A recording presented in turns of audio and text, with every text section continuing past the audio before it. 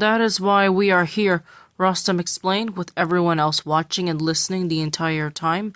Humbawa himself remained the most quiet, which unnerved some like Soraya and Nasir, who were still trying to adjust to the fact that a giant beast like him existed. After listening to this tale, Humbawa gave his response to the muscular young man who waited in anticipation. "Oh, I see," he began. "That does explain a lot. Judging from your expressions and my son's explanation, I can see why you would require his help and possibly mine as well. I know this is a lot to take in, and I'm aware that you are a busy man in your own way, but you must let us borrow Rostam for the rebellion to succeed, otherwise the prophecy won't come true at all," Soraya pleaded. "What exactly did the prophecy state, if you don't mind me asking?" Humbawa asked. "It stated that out of the darkness will come a brother and a sister who will lead champions to defeat Dahak once and for all," Rostam explained. "Or at least that's what I was told. That is what the prophecy said, right?" "Correct," Yasuka confirmed, before bowing before the great king of the forest. "We were told that you knew about the prophecy as well." "Yes, it's all coming back to me now," Humbawa recalled. "Apologies for not remembering. I am very old and have encountered my fair share of those who were seen as the chosen ones selected by Omorazda in the past. Some genuine, others not so much. But even I can tell that the human princess and the talking Gryphon are the real deal now that I see them up close." "So that means you will allow Rostam to help us?" Soraya asked hopefully. The giant beast nodded in response to the relief of the group. "Yes, I will," Humbawa agreed. "I shall allow Rostam to accompany you back to the Frumi tribe hideout. However, I have some conditions for you to fulfill before you can take him there for your quest." "What is it that you wish for us to do?" Tahir asked politely.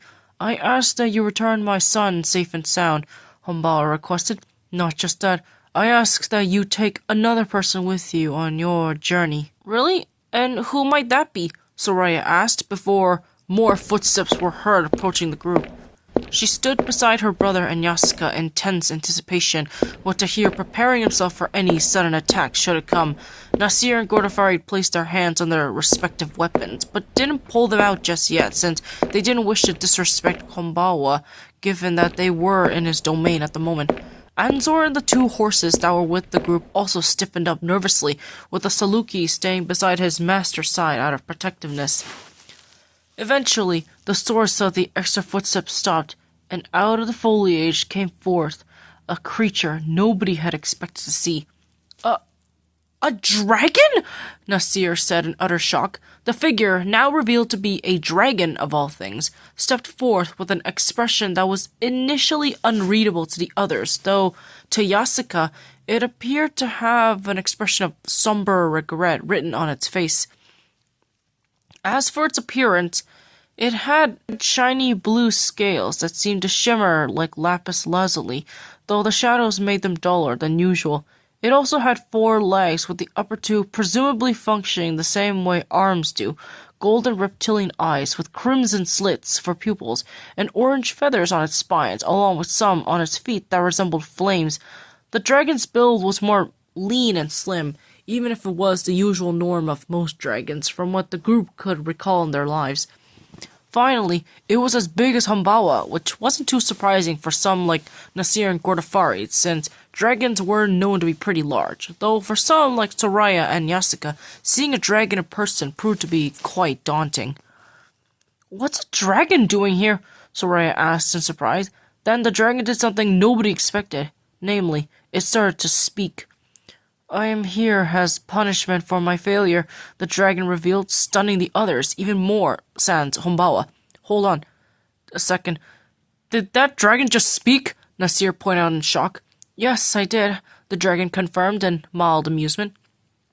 "I know this is surprising for most of you, especially since dragons usually don't have the ability to speak, but I assure you that I am harmless." "Well, I don't sense any hostility coming from you," Tahir admitted. "If you don't mind me asking, what exactly are you here for? What did you do to get punished in the first place?" The dragon grimaced before giving his response, despite his reluctance. I was punished for my arrogance when it came to fighting Dahak and failing.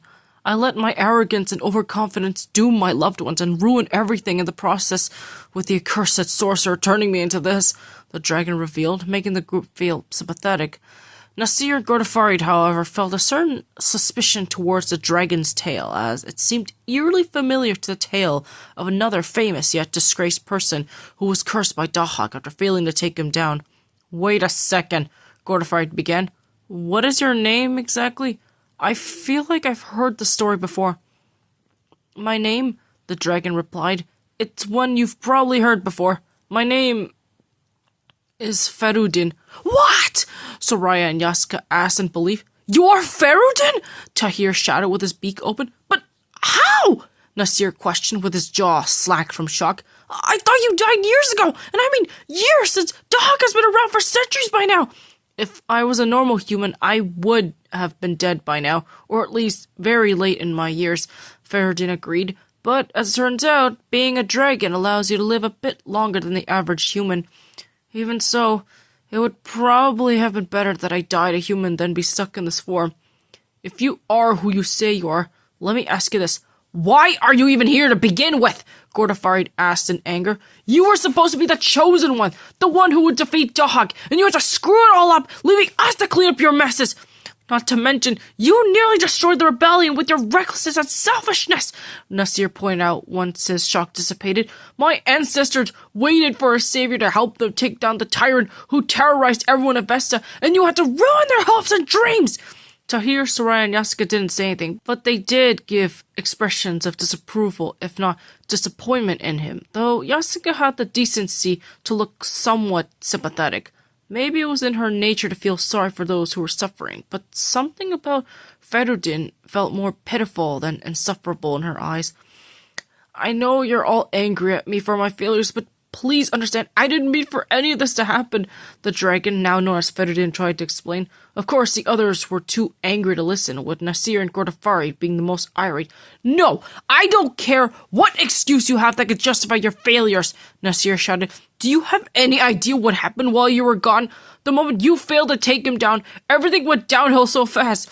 The rebellion fell apart. My ancestor Kaveh died in battle, desperately holding on to the belief that you would come back when you never did.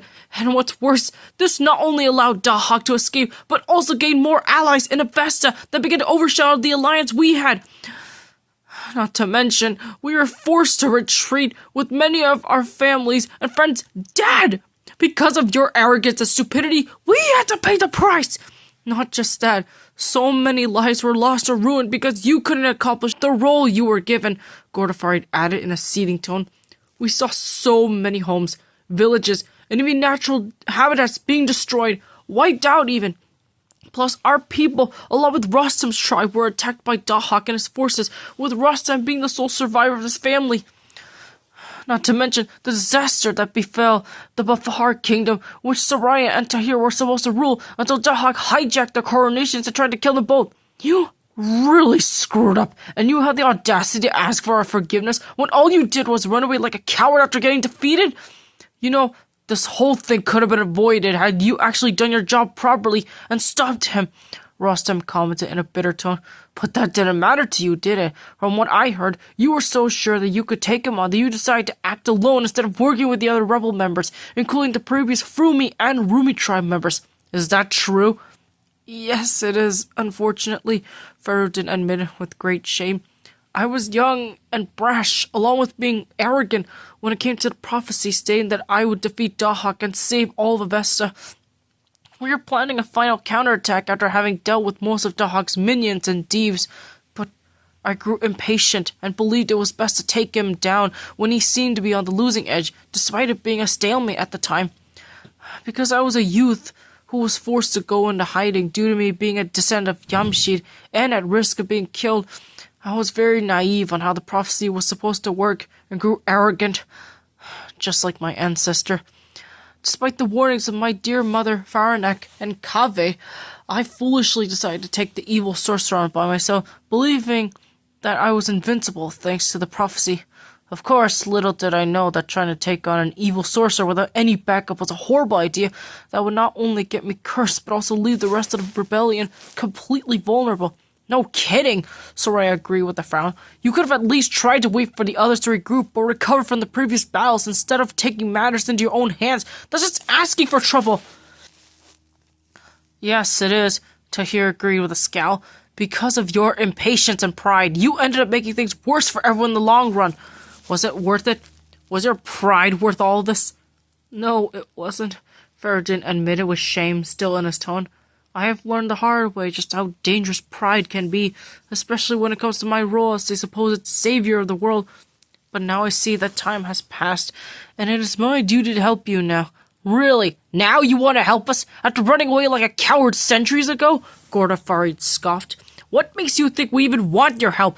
Don't you think it's a tad bit too late to play hero? Yeah, we managed to do well without your help, Nasir pointed out. If anything else, you'd probably be a liability again like you were with my ancestor. Perhaps, but it's the least I can do after I failed you all the first time, Faradin said. I know I am the last person who would want to help you, but I genuinely wish to make up for my mistakes in the past, that perhaps I may be able to forgive myself if possible. And how do we know you won't just run away like you did before? Tahir asked with a raised eyebrow. Given how I didn't see much of you in the past 10 years, I don't know if I can rely on someone who'll abandon his comrades after getting cursed instead of facing the consequences. Did you not do the same after getting cursed by Dahak as well? Faradin asked in suspicion, causing Soraya to get hostile. How dare you? First of all, he didn't have a choice in the matter. He faced Dahak with our army and only lost because he was taken by surprise regarding the curse. Second, he didn't leave the kingdom of his own accord. Our parents flat out disowned him when Tahir was forced to reveal the curse and basically threw him out to fend for himself. They didn't even tell me about his existence until I happened to meet him during my failed coronation, Soraya explained in anger. You, on the other hand, stupidly tried to face Dahak alone only to get cursed, and instead of facing your mistakes like a real champion, you ran away and allowed the rebels to die in the process. So don't you dare try to compare yourself to my brother and imply that he's a coward like you are. Soraya, Tahir uttered, stunned at his sister's audacity at yelling at the dragon that was once known as Faradin. Even the others were both surprised and impressed by Soraya's willingness to lambast the dragon, despite how risky it was, given his strength and power, which could have killed her for saying such words to him, not that Tahir or the others would allow to happen. Nasir in particular became quite impressed by her bold attitude, and it seemed to make him even more attracted to her. Humbawa also seemed rather impressed by Soraya's spunk, despite his serious and stoic expression. Though, to Faradin's credit, he did take her criticisms well compared to most, and looked in Tahir's direction with an apologetic expression. Is that so? I am truly sorry to hear that, Faradin stated. I apologize for misjudging you, and assuming you made the same mistake that I did in the past. Yet another blunder I have made in my long life of mistakes. Yeah, you did, Nasir stated in a blunt tone before turning to Humbawa. Is he really the best guy to help us? He hasn't made a good first impression on us so far, so what's the point of keeping him around at all? Because Omorazar deemed it so, Humbawa revealed in a serious tone, stunning the others once more.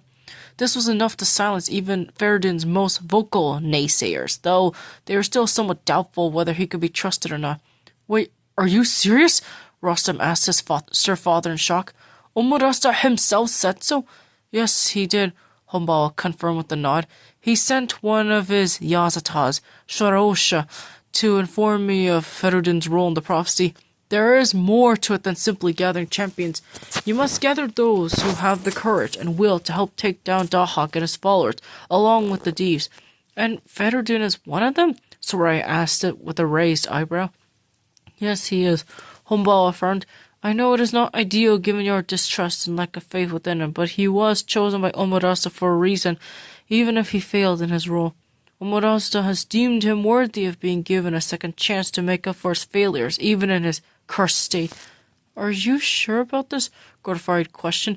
I do not wish to offend you or your judgment, but I feel as if just having Faradin around is a big mistake, since he is more liable to draw Dahak to us, especially if we bring him back to the secret base. Contrary to your beliefs, I am not nearly as defenseless or naive as I once was, Faradine assured her. I also managed to gain full control over my dragon form, which has allowed me to learn of the wilderness and how to survive in it, along with defending myself from thieves if I have to. Is that so? Tahir asked with intrigue, much to Soraya's surprise and concern. Yes, let's just say that being a dragon has allowed me to experience new things, such as breathing fire, using my claws and fangs as weapons, and even being able to fly. I can even offer you a ride on my back if you wish. Yeah, I'd rather not take my chances, Nasir admitted, even if a small part of him was tempted to take him up on that offer. Either way, it's gonna take a lot more than you being able to breathe fire or fighting against thieves for you to join us, Gryphon stated in a firm tone. Even if Omurasa did order for you to help us, you still need to prove your worth in our eyes. What else do you have that could be of use to us besides all of those skills? I know where Dahak came from, Faradine revealed to the group, causing some like Soraya and Yasuka to gasp in shock, while Tahir, Nasir, and Gordafari dropped their jaws in stunned silence. I'm sorry, what? Soraya asked in disbelief. You're saying you found out where he lives? Not where he lives at the moment, but where he was born and raised, Faradine corrected. Even if he is an ancient entity older than I am, he is still human, or rather, was human, and had to have come from somewhere. I was always under the impression that he was a div who somehow gained a human form and then proceeded to slither his way into King Yamshid's good graces before ruining everything, Nasir theorized. Yeah, I heard that theory too, Gordafari agreed. I doubt a monster like Dahak could have been human in any way, even from birth.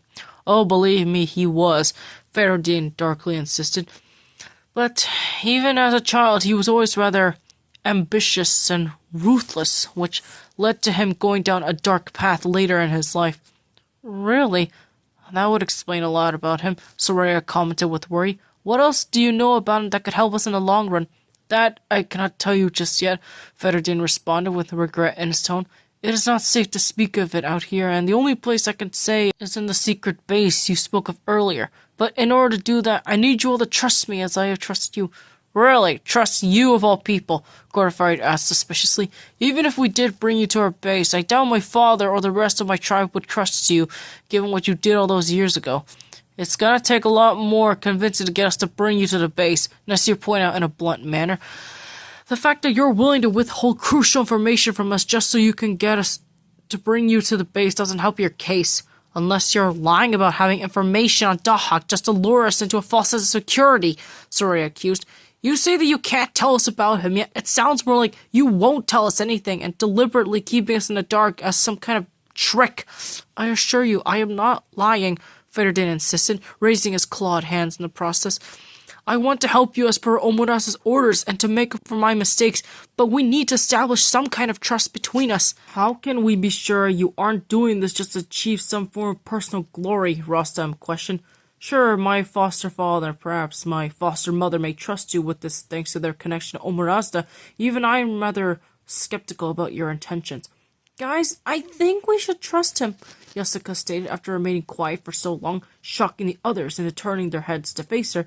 The sudden focus made her blush a bit, but she carried on as bravely as she could with her speech. I know it sounds far-fetched and too risky, but if Humbawa believes it to be the will of Omurasa, who are we to judge them for supporting Faradine despite his lackluster reputation? Are you sure about this? Soraya asked Yasuka. We don't know if Faradine is telling the truth about him being of use to us against Dahak, besides Humbawa vouching for him. True, but from the way he is speaking and how genuinely sorry he is regarding his mistakes, I don't think he would lie about his intentions just to gain some kind of benefit for himself, Yasuka insisted. Yes, he made many mistakes, which we have to deal with, but the fact that he's willing to apologize for his actions and wants to help us out of the goodness of his heart should mean something. I don't know. He still seems kind of useless to us if you ask me, Nasir replied unsurely. Well, it's either you take him with you, or Rostam stays here, Humbawa stated in a firm tone, surprising the others once more. Wait, are you serious right now? Rostam asked his foster father in shock. But you just said you would let us bring him to the base, Soraya responded. Yes, but only under the condition that you bring Faradine with you, Humbawa insisted in a stern tone. I've known him long enough to see that his change is genuine, and I would suggest that you not be so hard on him, lest I change my mind in lending you my son's aid for your cause.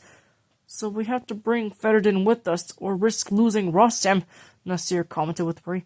That's rather unfair. Father, don't you think this is rather harsh, if not extreme? Rostam asked with worry. I'm doing what needs to be done if it will settle the distrust you have towards Ferdinand, Humbawa insisted. This is the only path you can take if you wish to take down Dahak for good. If you cannot follow Omura's orders or learn to get along with those who are of contested repute, then I cannot entrust you with the safety of my son. So, Ferdinand really is our only option left. Do we want to keep going? Gordofari asked with concern. When the beast nodded, she sighed before rubbing her temples as she glanced at the others. Nasir seemed a bit more reluctant, along with Soraya, while Yasuka and even Tahir didn't seem that opposed to it. We're in the middle of a war that can be finished, but in order to do that, we'll need all the help we can get, Gordofari thought to herself. I know Padar and Nasir's family will not be happy to see Ferdinand, but what choice do we have? If anything else, we can simply have Ferdinand be our guide and ally, but not our friend. I know it's going to take a lot of convincing for the others to agree to this, especially with Humbawa refusing to let us borrow Rostam until we agree to his terms. He also insists that Omuraza wanted us to trust Ferdinand despite his failures, and if that is the case, then we really can't let personal prejudices get in the way of achieving the prophecy now. Alright, then we'll agree to let him come with us. What? Nasir and Soraya shouted. I know, this isn't ideal, and in any other case, Ferdinand is the last person to bring with us on a delicate mission like this, but we don't have time to argue about it. We're in the middle of a war here, and the more we waste time arguing, the less we have in actually stopping Dahak. Plus, as Humbawa made it very clear to us, he won't let us take Rostam with us if we don't bring Ferdinand too. We need all the help we can get, and if it means bringing a disgrace here with us, then so be it. That is an order, understand? Fine, if that's what you think, Nasir agreed reluctantly, but not before giving Ferdinand a warning look. But just so you know, even if you are working with us, that doesn't mean I have to like being around you, so don't expect any compliments from me or anything like that. Same thing for me, Soraya agreed. Don't forget, this whole mess is your fault, so you need to make it up to us, even if it means enduring whatever bad things come your way. And I mean whatever. Do you agree to that? Yes, I do, Ferdinand agreed with a nod. I have no opposition against this, Tahir admitted. At least I won't be the only cursed member of the group anymore. Neither do I, Yasuka agreed. If it is by the will of Omuraza and Humbawa vouches for Ferdinand to redeem himself by joining us, then we should give him a chance to do so. Thank you, everyone, Ferdinand thanked with sincerity from his tone as he gave a humble bow before them. I promise I will not let you down. You better not, Godefroy warned, but not before pointing an accusing finger in his direction. You also better not be lying to us about this special information you have on you. I wouldn't dream of it, Ferdinand assured her. On my honor as a descendant of Faranak and Abtin, I shall assist you on your journey.